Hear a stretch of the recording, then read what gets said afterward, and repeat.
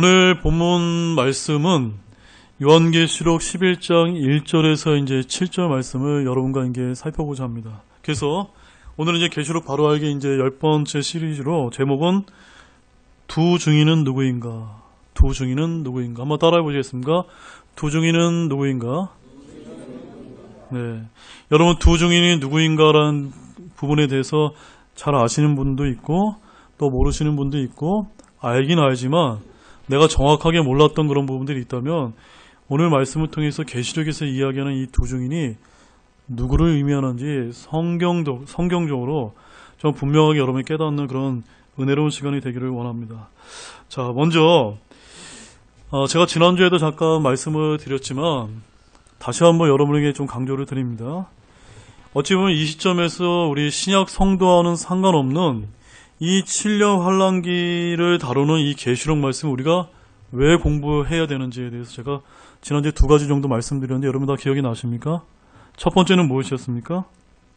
오늘날 수많은 이단들이 이 계시록을 가지고 너무나 많이 장난을 치고 사람들을 속이기 때문에 우리가 속임당하지 않기 위해서 그리고 그런 속임당하는 사람에게 알려주기 위해서 계시록을 열심히 공부해야만 된다라고 말씀드렸습니다. 그 다음에 두 번째는요. 계시록 20장과 22장에 가보면 천년왕국과 새하늘과 새 땅에 관한 앞으로 영원신에 관한 말씀이 나오는데 저희처럼 교회 시대 때 신약 시대 때 구원받은 성도들은 7년 환란기를 통과합니까 안 합니까? 통과하지 않고 발로 하늘로 들림받았다가 이 땅에서 7년 환란기를 겪고 있을 동안 우리는 주님과 함께 혼인식을 거친 다음에 바로 천년왕국과 새 예루살렘으로 직행하게 되어 있습니다. 그러므로 우리가 이 교회 시대 때 믿음으로 은혜를 구원받았기 때문에 7년 환란기를 거치지 않고 이러한 은혜를 누린다는 것을 우리가 꼭 기억해야 됩니다. 우리가 이것을 기억한다면 우리가 이 시대에 구원받았다는 것이 얼마나 감사하다는 것을 더욱더 깨닫게 하기 위해서 우리는 뭘 열심히 공부해야 됩니까? 계시록을 열심히 공부해야 됩니다. 아니 우리는 믿었기 때문에 안 가고 어떤 사람은 몰라서 이런 어마어마한 재앙들을 내가 당한다고 생각해보면 이런 불쌍하지 않습니까? 네. 만약에 곧 닥칠 일이라고 생각해보면 내 주변에 있는 사람들이 내가 복음을 전하지 않았기 때문에 이러한 데서 끝까지 견뎌서 구원을 받는 그런 어려움을 겪는다고 생각해봤을 때 우리에게 맡겨진 사명은 결코 적은 것이 아니다. 여러분이 이것을 먼저 좀 기억하시기 원합니다. 자, 이제 11장은 계시록의 중간 부분이고 계시록에서 가장 중요한 장입니다. 11장은 이제 계시록의 열쇠인데요. 계시록은 구약의 열쇠이기도 하며 또한 구약은 신약의 열쇠이기도 합니다. 그래서 이 계시록 11장을 이해하는 가장 중요한 또 열쇠는 무엇이냐면요. 여러분이 읽는 그대로 믿을 때라는 겁니다. 뭐라고요? 읽는 그대로 믿을 때 우리가 이것을 이해하는 열쇠가 된다는 것입니다. 그래서 계시록을 비유적으로 해석하지 않고 있는 그대로 믿는다면 계시록 11장 1절과 3절을 읽을 때 예루살렘에 성전 재건이 있을 것이라는 것을 믿을 수밖에 없다는 사실입니다. 아멘이신가요? 네. 성전이 예루살렘에 재건될 것으로 가르치는 그런 교단 신학교는 세상에 별로 없지만 계시록에는 분명하게 기록되어 있다는 것입니다. 이 예루살렘에 세워지게 제3성전은 42개월 동안 경배가 드려지며 존속하게 될 것이다 라고 성경은 그렇게 오늘 이제 본문에서 말씀하고 있습니다. 그리고 이 11장의 핵심 주제는요. 후 3년 반 동안 유대 땅에서는 하나님의 말씀을 대언하는 사람들이 있었는데 그들이 바로 누구라고 여기서 가르치고 있습니까? 두 증인이다 라고 말씀하고 있다는 것입니다. 그래서 권능과 표적을 행하고 이 땅에서 42달 동안 주님의 말씀을 대언하게 되는데 이들에 대해서 이미 구약에서 기록되고 있습니다. 그럼에도 이 두 증인에 대해서 오늘날 온갖 억측이 이제 난무하는데요. 여러분 혹시 신앙촌이라고 들어보셨습니까? 예전에 아주 오래전에 그 신앙촌의 박태선 씨라고 해서 이분 역시 이제 이단 종파의 하나의 교주라고 볼 수가 있는데 이 사람은 자신과 나온몽이라고 하는 사람이 두 증인이다. 이렇게 가르친 바가 있습니다. 또한 신천지의 이만희 역시도 자신과 또 다른 사람이 두 증인이다. 이렇게 또 이제 신천지에 또 그렇게 가르친다고 합니다. 그리고 오늘날 이제 수많은 개신교회에서는 이 두 증인을 또 어떻게 해석을 하냐면 이거 상징적으로 해석해서 구약교회와 신약교회다. 또 이렇게 이제 말한다고 합니다. 아무튼 그 수많은 단체와 종파들에서 뭐라고 말하든 상관없이 우리는 대환란 때 이스라엘을 배경으로 사역하는 하나님의 누굽니까? 사람들이라는 것. 책이 아닙니다. 이단 종파의 교주가 아닙니다. 하나님의 대언자 이름을 기억하시기 바랍니다. 자, 그러면 이제 본문을 한 구절씩 우리 한번 살펴보는 시간을 갖도록 하겠습니다. 우리 1절과 2절 말씀을 다시 한번 읽도록 하겠습니다. 또 내가 막대기 같은 갈대를 받음에 그 천사가 서서 이르기를 일어나 하나님의 성전의 제단과 그 안에서 경배하는 자들을 측량하되 성전 밖에 있는 뜰은 내버려 두고 측량하지 말라. 그것을 이방인들에게 주셨은즉 그들이 그 거룩한 도시를 42달 동안 발로 짓밟으리라. 자, 여기 1절 말씀에 보면 이제 먼저 천사가 등장하는데 이 천사가 누굴까요, 여러분? 이 천사가 누굽니까? 우리가 이제 지난주에 다뤘던 10장에 누가 나옵니까? 힘센 다른 천사. 그 힘센 다른 천사가 오늘 여기 10장에 11장에 그 천사로 여기서 이제 표현되고 있습니다. 그러므로 이 천사 역시도 10장의 힘센 다른 천사로 예수님으로 이제 우리가 볼 수가 있습니다. 그런데 이 천사가 막대기와 같은 갈대가 있는데 이것은 뭐냐면요. 측량 막대기입니다. 측량 막대기. 여러분 측량 막대기 뭔지 알겠죠? 막대기 들고 다니면서 이 건물의 사이즈가 얼마 되고 길이가 얼마 되고 그런 걸 재는 걸 이야기합니다.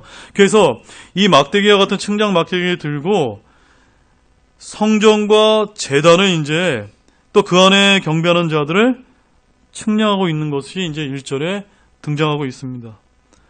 그런데 여기서 이제 제일 중요한 건 뭐냐면요. 여기 이 1절에 등장하는 하나님의 성전과 제단은 어디에 있는 것일까요? 하늘에 있는 성전입니까? 땅에 있는 성전입니까? 예. 하늘에 있는 성전이 아니라 땅에 있는 성전임을 우리가 좀 구분해서 볼 필요가 있다는 것입니다. 이 하늘에 있는 성전은 어디에 또 나오냐면요. 11장 19절 말씀 보십시오. 11장 19절 말씀에 보면 거기에 이렇게 기록하고 있습니다. 하늘에 있는 하나님의 성전이 열렸는데 그분의 성전 안에 그분의 상소 언약궤가 보이며 또 번개들과 음성들과 천둥들과 지진과 큰 누박이 있더라. 그래서 이 하늘의 성전은 11장 19절에서 나타나고 있고 지금 우리가 보고 있는 본문 1절의 이 성전은 하늘의 성전이 아니라 예루살렘에 재건되는 제3 솔로몬 성전이 된다는 것을 우리가 볼 필요가 있습니다. 그래서 이스라엘이 성전을 재건한다는 의미는요, 그들이 여전히 메시아를 받아들이지 않는다는 의미로 우리는 그렇게 이해해야만 됩니다. 왜냐하면 이러한 악함이 극에 달았을 때 그들이 대환란이 그들에게 찾아오기 때문입니다. 그리고 2절 말씀을 보시게 되면은 이 성전은 몇 달 동안 짓밟히게 됩니까? 42달 동안 짓밟힐 실제적인 이 땅의 성전이라고 이제 말씀을 하고 있습니다. 여러분 42달이 몇 년입니까? 3년 반입니다. 그런데 여기서 나와 있는 이 3년 반은 전에도 제가 다니엘서 71회에서 말씀드렸던 것처럼 한 달이 며칠입니까? 30일이라거나 하나님의 예언적인 시간표에 의해서 계산했을 때 42개월이 3년 반 1260일로 나온다는 것을 우리가 좀 알 필요가 있습니다. 그래서 이 성전과 제단은 하늘에 있지 않고 이방인들에게 42달 동안 발로 짓밟히게 된다라고 누가복음 21장 24절에서 또다시 증언하고 있는데 그 말씀도 같이 보겠습니다. 누가복음 21장 24절 말씀입니다.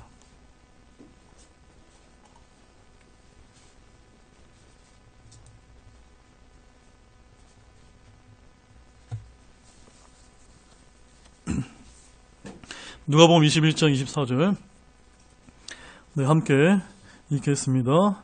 또 그들이 칼날에 쓰러지고 모든 민족들에게 포로로 잡혀가며 예루살렘은 이방인들의 때가 찰 때까지 이방인들에게 짓밟히리라. 거기 소제목이 뭐라고 되어 있습니까? 예루살렘의 멸망이라고 이렇게 기록하고 있죠. 그래서 이 유대인들이 애써 성전을 정말 어렵게 2000년이 넘는 그런 오랜 세간을 기다려서 성전을 지었지만 결국 42개월, 즉 3년 반 동안 이방인들의 발에 짓밟히게 된다라고 성경은 말씀하고 있고요. 바로 이 성전에 누가 들어가게 됩니까? 적그리스도가 들어가 하나님의 자리에 앉고서는 자신을 하나님이라고 일컫고 하고 자기에게 예배를 드리려고 한다라고 성경은 또 그렇게 증언하고 있는데, 우리 잘 아는 말씀이죠. 한 번 더 가보겠습니다. 데살로니가 후서 2장 4절 말씀입니다. 데살로니가 후서 2장 4절 말씀 찾으셨으면 같이 읽겠습니다. 그는 대적하는 자여 또 하나님이라 불리거나 혹은 경배받는 모든 것 위로 자기를 높이는 자로서 하나님처럼 하나님의 성전에 앉아 자기가 하나님 것을 스스로 보이니라. 자, 사랑하는 여러분, 지금 이제 이런 말씀들을 저희가 대하면서 지금 저 이스라엘 땅에 그 예루살렘, 우리가 성지순례 그래가지고 예루살렘에 지금 많은 사람들이 찾아가는데 거기에 보면 어떤 사원들이 있습니까?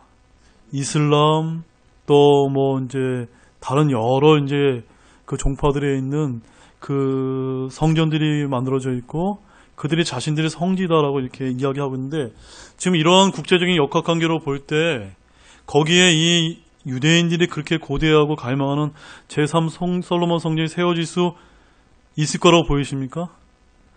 지금의 역학적인 것으로 보면 전혀 그럴 것이라고 우리는 예측이 되지가 않습니다.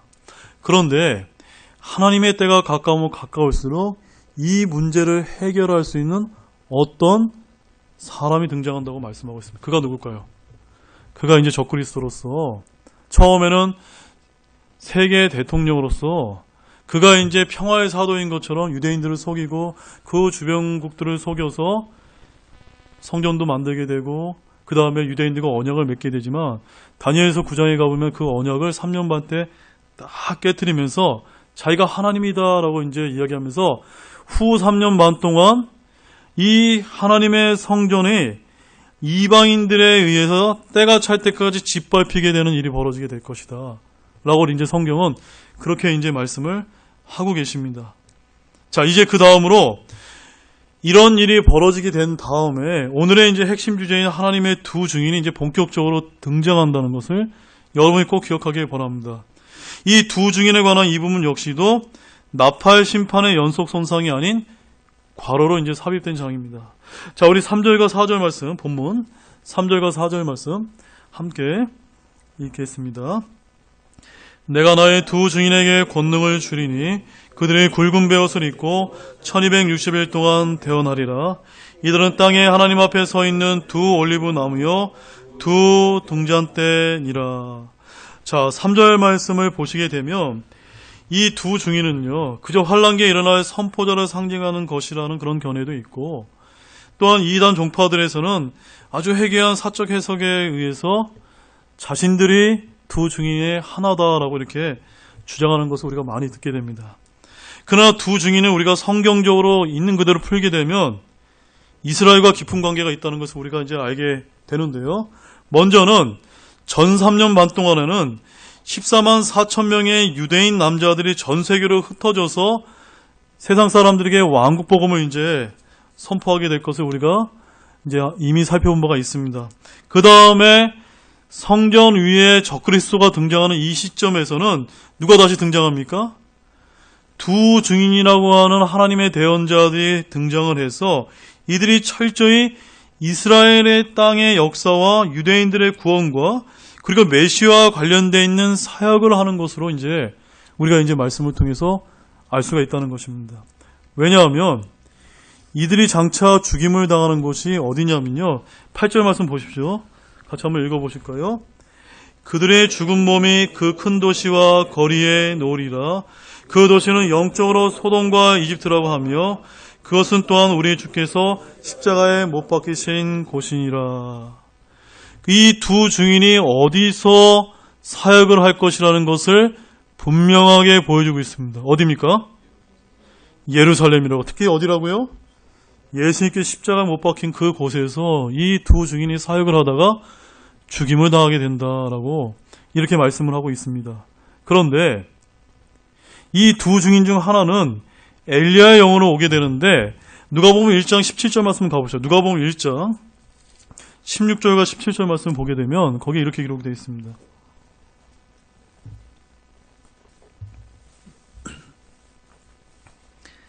누가복음 1장 16절과 17절이요. 같이 읽겠습니다. 이스라엘 자손 중에 많은 이들을 주 그들의 하나님께로 돌아오게 할 것이기 때문이라. 그가 또 엘리야의 영과 권능으로 그분보다 앞서가서 아버지의 마음을 자녀에게로 돌아오게 하고 불순종하는 자를 의인의 지혜로 돌아오게 하며 주를 위하여 예비된 한 백성을 준비하리라 하니라. 이 말씀은 누구에게 지금 하신 말씀입니까? 침례자 요한에게 하신 말씀인데 이 침례자 요한의 사역이 성공했습니까? 성공하지 못했습니다.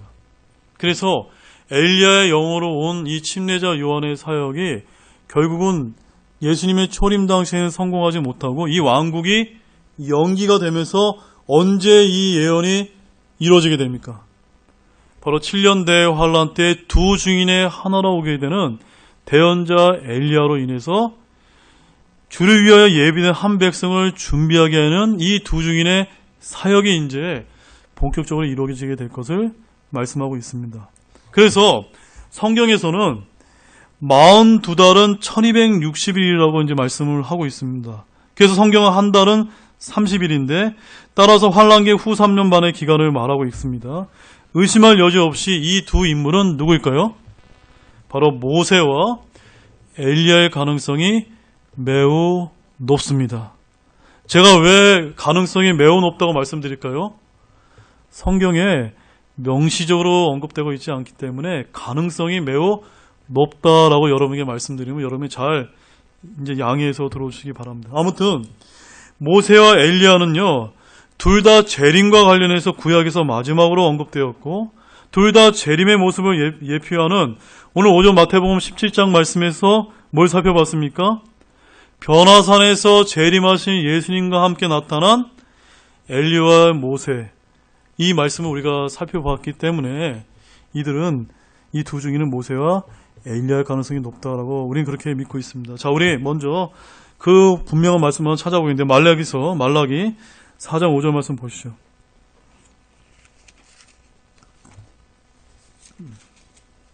말라기 4장 5절 말씀입니다. 함께 읽겠습니다. 보라, 크고 두려운 주의 날은 이르기 전에 내가 대언자의 엘리야를 너희에게 보내리니. 자, 크고 두려운 주의 날이 뭡니까? 심판의 이제 날인데 그 심판의 날이 이르기 전에 누구를 보낸다고요? 대언자 엘리야를 보낸다고 말씀했기 때문에 잘 보십시오. 저 잠깐 봐주십시오. 두 증인의 한 명은 분명합니다. 누굽니까? 대언자 엘리야는 거 분명한데 나머지 하나가 누구냐? 나머지 하나가 누구냐 때문에 항상 이제 성경을 해석하는 이런 성경 교사들 간에 여러 가지 이제 견해들이 이제 대립되고 있습니다. 그런데 오늘 우리가 살펴본 마태복음 17장 1절과 3절 말씀에 보면 그 변화하신 예수님 앞에 누가 나타났습니까?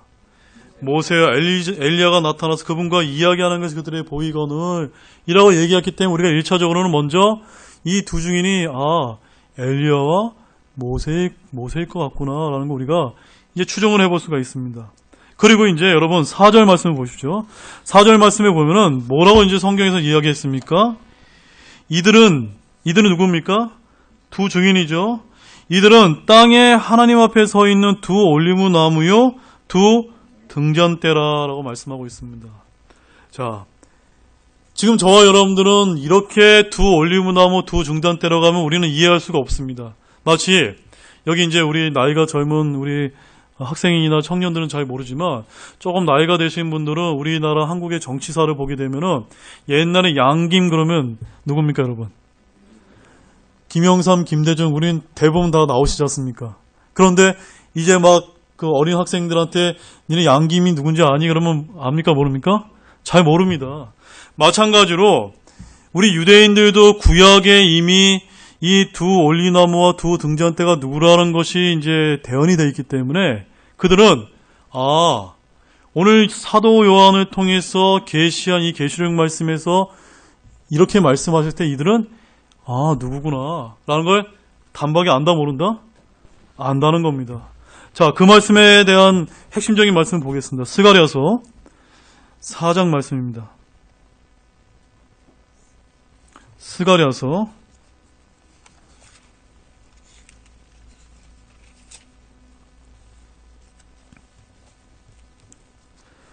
4장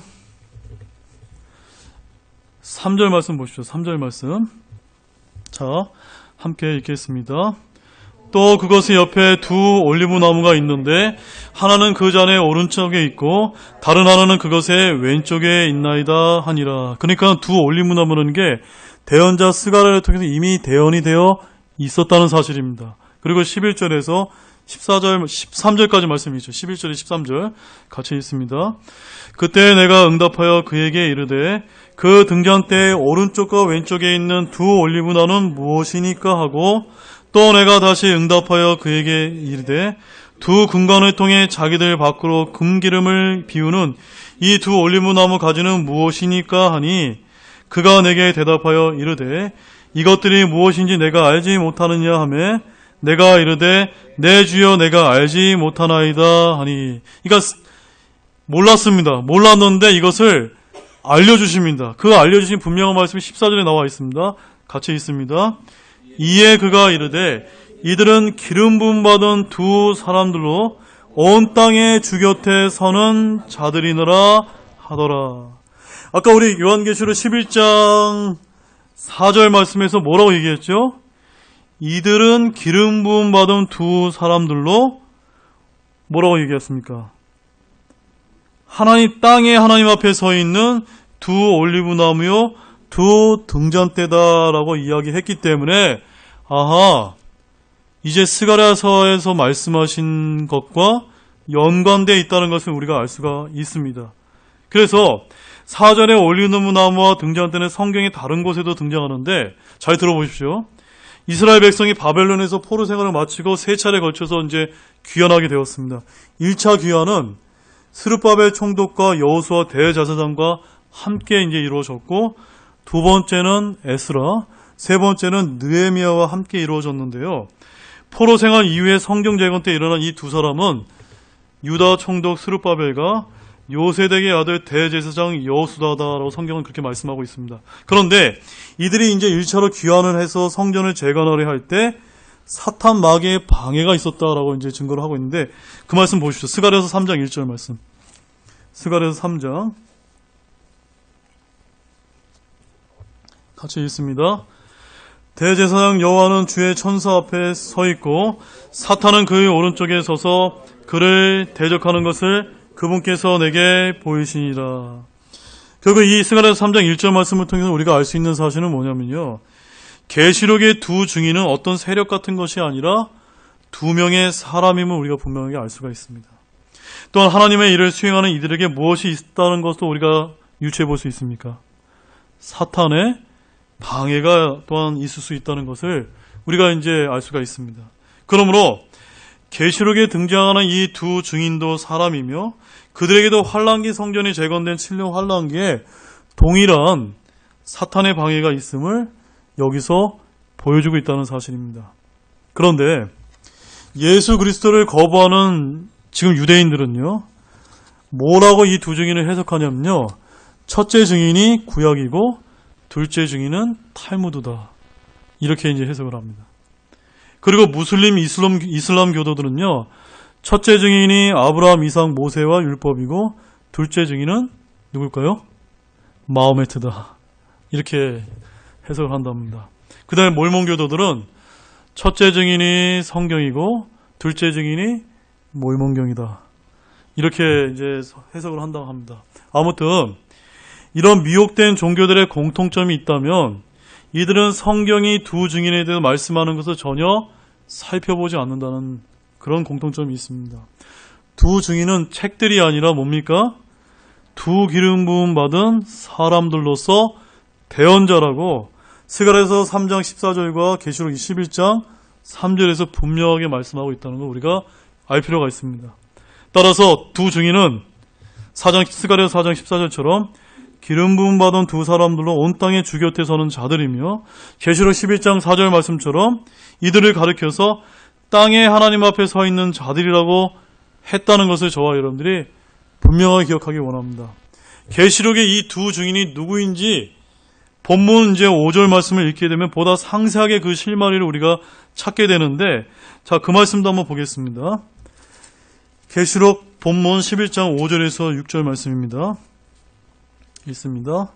만일 어떤 사람이 그들을 해하고자 하면 그들의 입에서 불이 나와 그들의 원수들을 삼킬 것이요, 또 어떤 사람이 그들을 해하고자 하면 그가 반드시 이런 식으로 죽임을 당하리라. 이들이 하늘을 닫을 권능을 가지고 있으므로 자기들이 대언하는 날들에 비가 내리지 아니하게 하고 또 물들에 대한 권능을 가지고 있으므로 그것들을 피로 변하게 하며 언제든지 자기들이 원하는 때에 모든 재앙으로 땅을 치리로다. 자, 두 증인이 자기들을 해하고자 하는 자들을 자기들에게 먼저 불을 내리게 되고요, 하늘을 닫을 권능으로 비가 내리지 않게 하고 물들에 대한 권능이 있어서 그것을 피로 변하게 하고 모든 재앙으로 땅을 치는 어떤 사람들이 등장하기, 이들이 누굴까요, 여러분? 구약에 떠오르는 두 사람이 있지 않습니까? 누굽니까? 모세와 엘리야라는 사실입니다. 갈멜산에서 바알의 대언자들에게 불을 내리고 하나님께 구하여 몇 년 동안 비가 오지 않게 기도했습니까? 3년 반 동안 비가 오지 않도록 기도했는데, 여러분 야고보서 5장 17절 말씀 가보시죠. 야고보서 5장.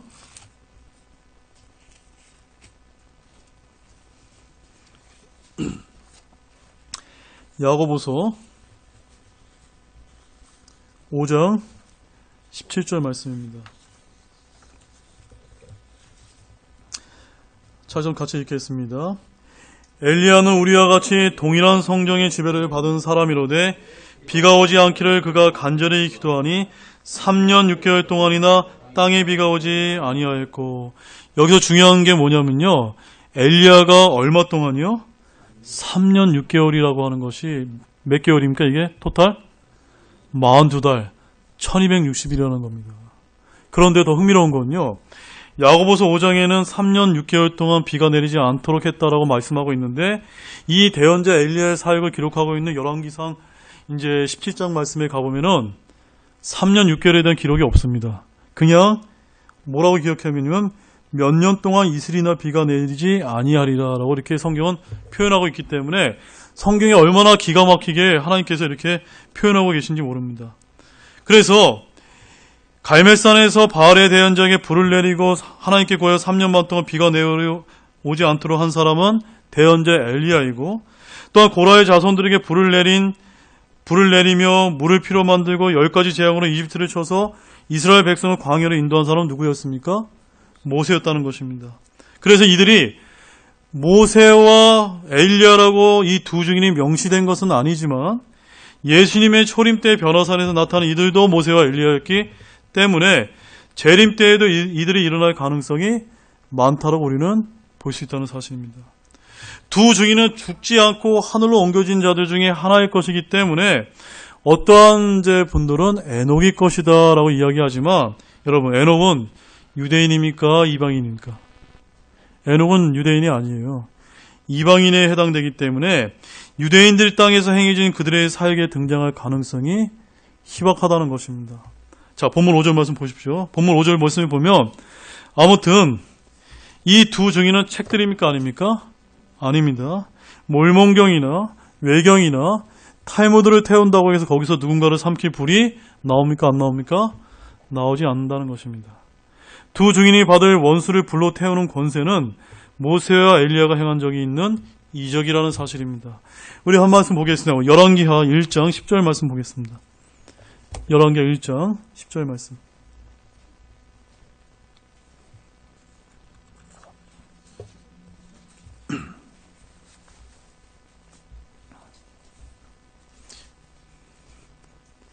열왕기하 1장 10절 말씀입니다. 함께 읽겠습니다. 엘리야가 50인 대자에게 응답하여 이르되 내가 만일 하나님의 사람이면 불이 하늘에서 내려와 너와 내 부하 50명을 살을지로다 하며 불이 하늘에서 내려와 그와 그의 부인 50명을 살랐더라. 결국 엘리야도 뭘로 원수를 태울 권세를 지녔습니까? 불로 태우는 권세를 지녔습니다. 또한 여러분 민수기 16장 34절 35절 말씀 가보시죠. 민수기 16장 34절과 35절.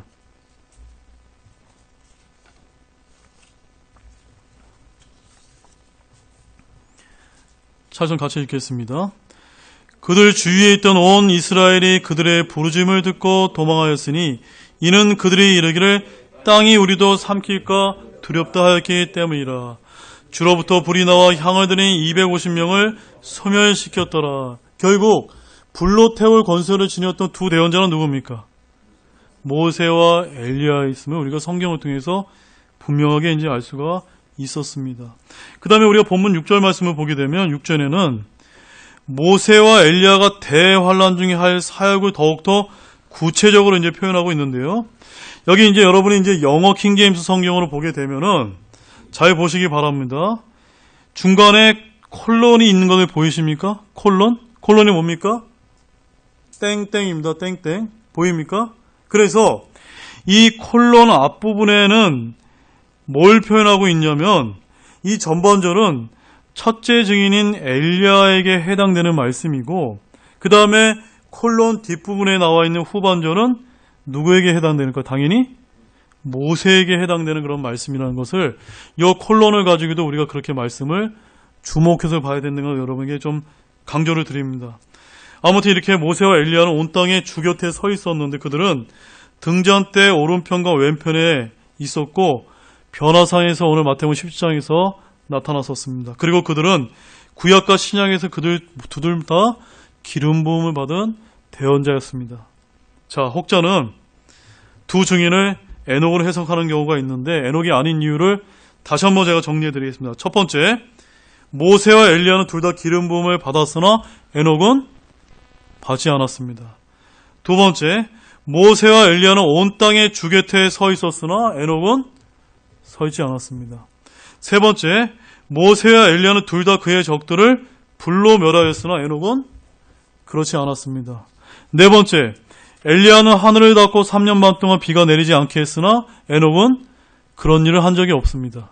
다섯 번째, 모세와 엘리야는 시내 산에서 먹지도 마시지도 않고 40주야를 잊었으나 에녹은 그렇게 했나 안 했나요? 그렇게 하지 않았습니다. 여러분 열왕기상 19장 8절 말씀 가보시죠. 열왕기상 19장 8절 말씀.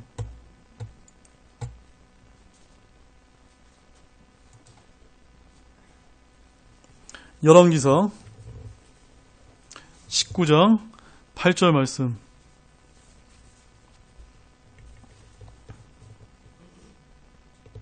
자, 함께 읽겠습니다. 그가 일어나 먹고 마시고 그 음식의 힘을 의지하여 밤낮으로 40일을 가서 하나님의 산 호렙에 이르니라. 엘리야가 40일 동안 어디에 갔었습니까?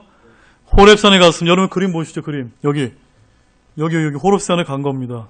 근데 모세는 어디 갔습니까? 시내산에서 40일 동안 또 하나님의 이제 율법을 받지 않았습니까? 그러나 결국 둘 다 어디 간 겁니까?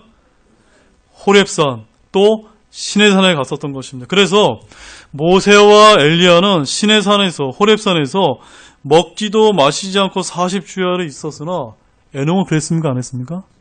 에녹은 그런 기록이 없습니다. 또 여섯 번째, 모세와 엘리야는 둘 다 그 사역을 계승한 사역자들인 모세에게는 누가 있었죠? 여호수아가 있었고 엘리야에게는 엘리사가 있었지만 에녹은요? 아무도 없었습니다. 마지막 일곱 번째, 모세와 엘리야 둘 다 변화산에서 예수님과 함께 나타났으나 에녹은 나타나지 않았다는 것입니다. 그래서 우리는 에녹은 절대 아니다. 근데 여러분 왜 사람들이 에녹일 것이다라고 이야기하는 그 이유가 뭘까요, 여러분? 저 히브리서 말씀에 가보면 한 번 죽는 것은 사람에게 정해진 것이요 라고 얘기했기 때문에 대언자 엘리야는 산채로 휴거됐잖아요. 모세는요?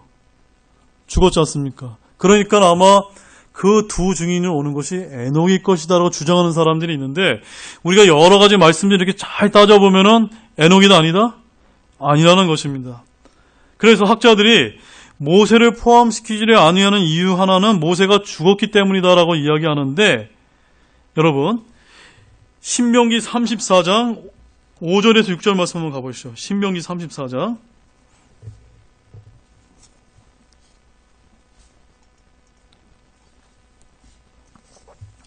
신명기 34장 5절에서 6절 말씀 같이 우리 함께 읽겠습니다. 이와 같이 주의 종 모세가 주의 말씀대로 거기서 모압 땅에서 죽으니라.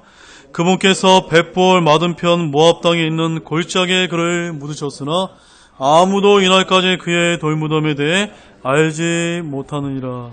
자, 여기서 우리가 알 수 있는 것 두 가지 사실이 있습니다. 모세는 죽었다 안 죽었다? 죽었다. 근데 모세의 몸은요? 어디를 갔습니까? 아무도 찾을 수가 없습니다. 그래서 우리는 이것을 통해서 뭘 알 수가 있으면 이 모세의 몸은 하나님께서 취해 가셨다는 것을 우리가 그렇게 이제 우리가 이해할 필요가 있습니다. 왜냐하면 여러분 유다서 9절 말씀도 보시죠. 유다서 9절 말씀. 유다서 9절 말씀.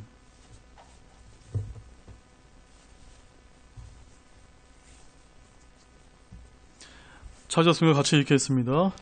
그러나 천사장 미가엘도 모세의 몸에 대하여 마귀와 다투며 논쟁할 때 감히 그에게 욕설로 비난하지 아니하고 다만 이르되 주께서 너를 꾸짖으시기 원하노라 하였니라. 천사장 미가엘과 마귀가 뭐 때문에 다퉜습니까? 모세의 몸의 그런 출처를 가지고 다퉜다는 겁니다.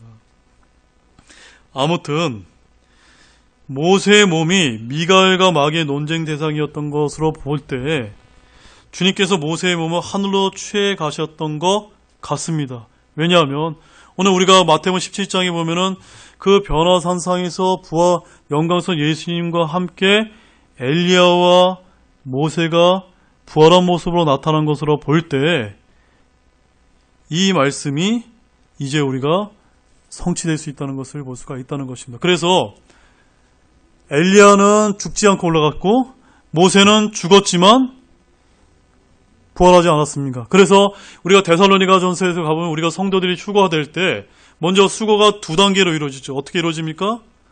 죽은 자들이 먼저 일어나고 그 다음엔요 살아있는 사람이 휴거가 되는 그 휴거가 두 가지로 이루어지는 것이 바로 이 모세와 엘리야의 그런 부활의 모습을 통해서 우리가 또한 증명될 수 있다는 사실입니다. 아무튼 이렇게 이제 우리가 이제 그 두 증인 중에 하나가 모세라는 걸 우리가 분명히 알 수가 있었고, 또한 어떠한 학자들 중에 하나는 엘리야가 또 두 증인이 아닐 것이다라고 이렇게 이야기하는 사람이 있는데 그 부분에 대해서도 이제 마지막으로 한 번만 더 살펴보겠습니다. 그분들이 왜 그렇게 이야기하냐면요, 엘리야는 침례 요한의 모습으로 이미 왔었기 때문이다라고 믿기 때문입니다. 이것도 이제 굉장히 부주의한 해석 중에 하나인데, 여러분 마태복음 17장 9절과 11절 말씀에 가보면은 한번 가보십시오. 마태복음 17장. 오늘 우리 살펴본 말씀인데, 마태복음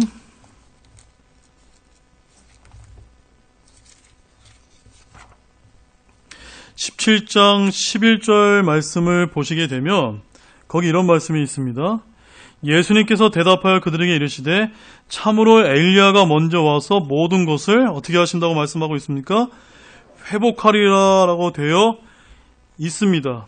그런데 마태복음 17장 12절과 13절 말씀에 보면 12절에 주님께서 뭐라고 얘기했냐면 엘리야가 이미 왔으되라고 현재형입니까? 과거형입니까? 과거형으로 이야기했기 때문에 어떤 사람들은 침례 요한이 엘리야로 완전히 성취되었다라고 이렇게 믿기가 쉽다는 것입니다. 그러나 여기서 말씀하고 계신 것은 뭘 뜻하냐면요, 다시 한번 우리 말라기서 4장 한번 가보겠습니다. 굉장히 중요한 말씀입니다. 말라기 4장 6절 말씀 보십시오. 말라기 4장 6절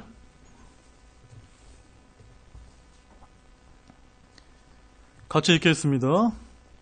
그가 아버지의 마음을 자녀에게로 돌아오게 하며 자녀들의 마음을 그들의 아버지에게 돌아오게 하여 내가 와서 저주로 그 땅을 치지 아니하게 하리라. 잘 보십시오.